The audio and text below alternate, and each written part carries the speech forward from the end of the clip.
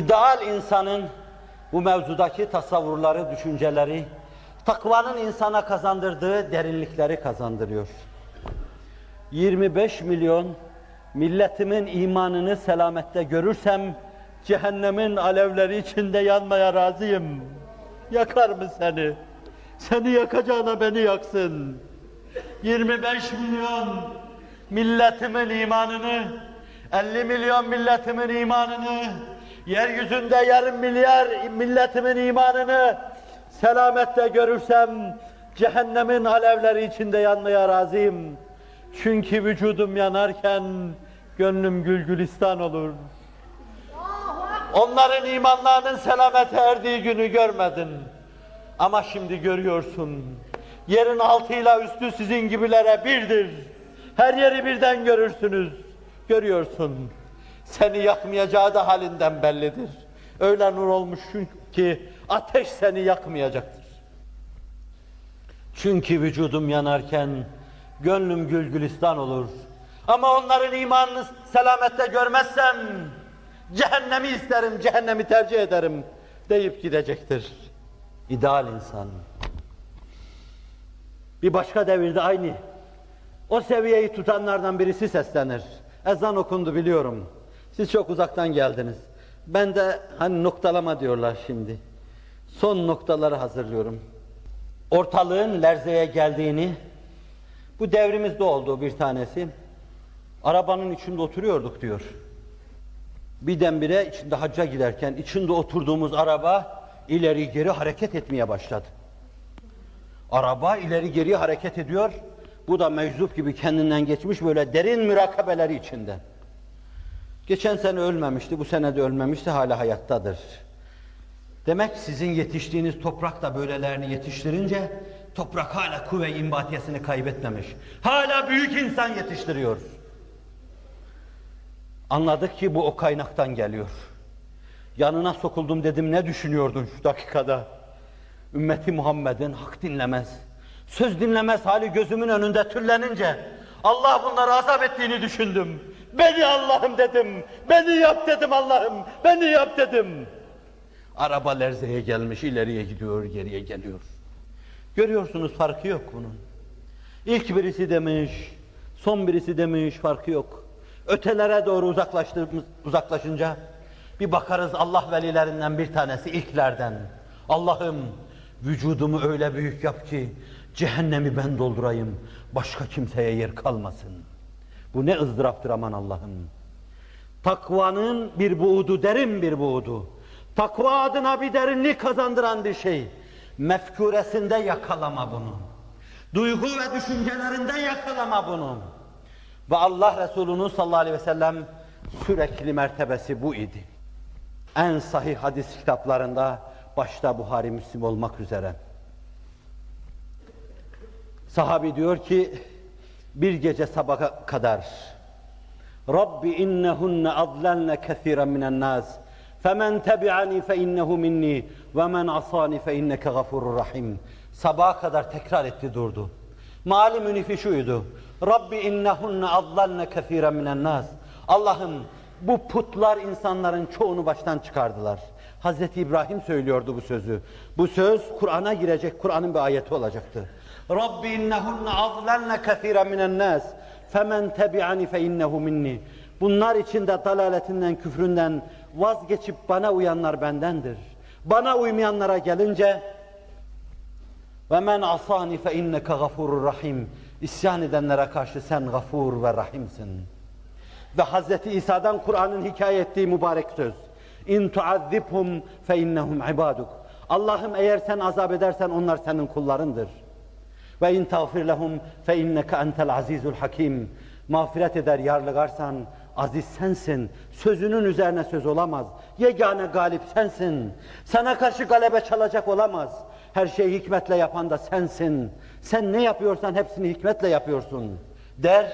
Sahabe diyor ki sonra da ellerini kaldırdı. Bir çocuk gibi hıçkıra hıçkıra ağladı. Ümmetini düşündü, hıçkıra hıçkıra ağladı. Bunları söylüyor ve hıçkıra hıçkıra ağlıyor. Dakikasında Cibril-i Emin belirdi orada. Sel li Muhammedin ma yubkik. Muhammed'e sor kendisini ağlatan nedir? Sordu. Efendimiz sallallahu aleyhi ve sellem o kadar doymuş, o kadar duygulanmış, o kadar dolmuş idi ki ağzından çıkan 2 kelime başka bir şey diyemedi. Ümmeti, ümmeti dedi. Allah! Yaktı beni dertler. Ümmetimin derdi yaktı beni. Anında ulaştı Cibril. Allah bunları biliyordu. Fakat sizi, bizi, meleği âlâyı, meleği esfeli şahit tutmak istiyordu. Ya Rabbi sana ayandır. Ümmeti ümmeti demeden başka bir şey demedi. Başka şey demez ki o. Onu bezlerinin içinde ilk yakaladıklarında bunu söylüyordu.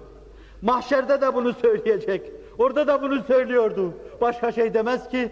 Çünkü onu insanlığa rahmet olarak gönderdi. İzheb. İzheb ya Cibril fekul li Muhammedin sallallahu aleyhi ve sellem. İnna Allah yakrauka selam ev yuqriuka selam. Ve yekul İnna senurdika fi ummetika ve la nesuka ya Muhammedu. Cibril'im, dön git Muhammed'e selam söyle ve de ki, ümmetin hakkında seni hoşnut edecek, seni orada huzursuzluğa, yalnızlığa bırakmayacağız. Allah Resulü sallallahu aleyhi ve sellem, takvanın ızdırap buğdunda öyle bir derinleşti ki, Allah'ın inayet ve keremiyle müttaki topluluğunun imamı oldu. İmamul Müttakin, ehlullahın dilinde onun mübarek ünvanlarından bir tanesidir. Bu ariz ve amik mevzu 1,5-2 saat içinde size intikal ettirmem mümkün değil. Baştan da arz ettiğim gibi değişik buğutlarını ve yanlarını Rabbimin bahşedeceği başka devirlerde anlatmayı düşünürüm. Ama vakit doldu, siz çok yoruldunuz, burada bekliyorsunuz. Bu kadar inşallah niyetinize göre sevap kazanmışsınızdır. Ben çirkin, sevimsiz tabiatımla bir hayli izac ettim. Bundan sonra da vaktinizi alarak izac etmeyeyim. Abdest alacaklarınız vardır. Bitirmek istiyorum.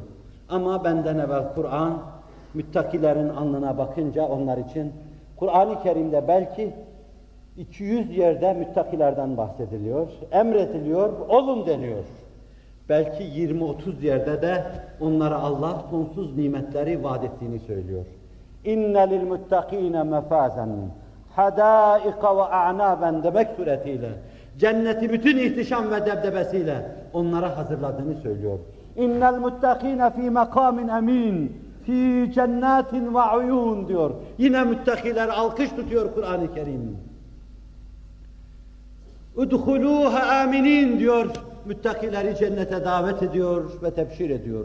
وَسِيقَ الَّذ۪ينَ اتَّقَوْ رَبَّهُمْ اِلَى الْجَنَّةِ Müttakiler cennete fevç sevk olundular demek suretiyle meseleyi tablolaştırıyor, sizin bizim nazarımıza takdim buyuruyor.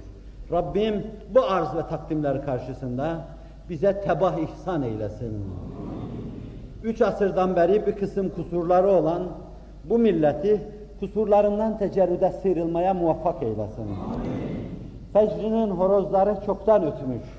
Etraftaki dağınıklıklar hep onun hasenat ve hayrat hanesine kaydolmaya başladığı şu günlerde camileri lebalep dolduran bu necip, bu soylu, bu mübarek millete sen irade ver, güç ver, kuvvet ver, onları istikametten ayırma.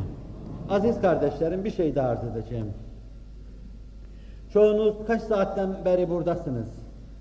Ben eğer ihlaslı olduysam 2 saatin sevabını alırım. Ama siz ihtimal ki 6-7 saatin sevabını, hele uzak yerden gelenleriniz varsa 6-7 saatin sevabını aldınız. İstidrar evvela şunu arz edeyim. Huzuru Resulullah'ta size etrafınızda alın, götürün, kimi bulursanız götürün. Arkadaşlarınızı bu camide yan yana gelip, omuz omuza gelip, sırt sırta verip, vaaz-ı nasihat dinleme, aldanması gibi bir atmosfer içinde. Bir araya geldiğiniz arkadaşlar orada ararken, bir aralık hayalinizde fakiri de tutun. Bu da vardı deyin ya Resulallah. Bu da vardı deyin ya Resulallah. Evet ya Resulallah. Gerçekten olamadım ama bunların içinde olmaya çalıştım. Lillahi Teala'l-Fatiha.